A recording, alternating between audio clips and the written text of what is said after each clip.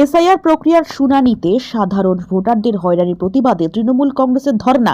সোমবার সকালে হাওড়া জেলাশাসকের অফিসের নিচে হাওড়া সদর তৃণমূল কংগ্রেসের সভাপতি এবং উত্তর হাওড়ার বিধায়ক গৌতম চৌধুরীর নেতৃত্বে তৃণমূল কর্মীরা ধর্ণায় বসেন। এই ধর্ণায় অংশ নেন একাধিক তৃণমূল বিধায়ক। এই ধর্ণা উপলক্ষে জেলা মুখ্য নির্বাচনী কার্যালয়ের নিচে কড়া পুলিশি নিরাপত্তার ব্যবস্থা করা হয়েছে।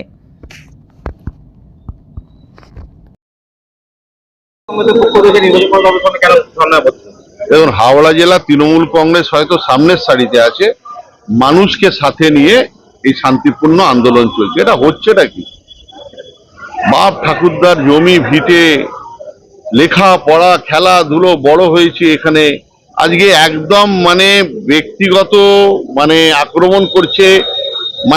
কম্পালসারি তৃণমূল কংগ্রেসের মানুষ যারা মমতাদিকে ভোট দিয়েছে বিগত দিনে, বারবার করে তাদেরকে আঘাত করা হচ্ছে, লাইনে দাঁড় করানো হচ্ছে। এত সাধারণ মানুষকে রাস্তায় দাঁড় করিয়ে দিয়েছে, বয়স্ক মানুষ, হ্যান্ডিক্যাপ মানুষ, ক্যান্সার পেশেন্ট, তাদেরকে রাস্তায় দাঁড় করিয়ে দেওয়া হয়েছে। প্রত্যেকটা বুথে 250-300টা করে হিয়ারিং এর ডাক শুরু হয়েছে দ্বিতীয় পর্যায়ে। এটা কি ঠিক? আজকে তারই প্রতিবাদে আজকে আমরা শান্তিপূর্ণ আন্দোলন করছি।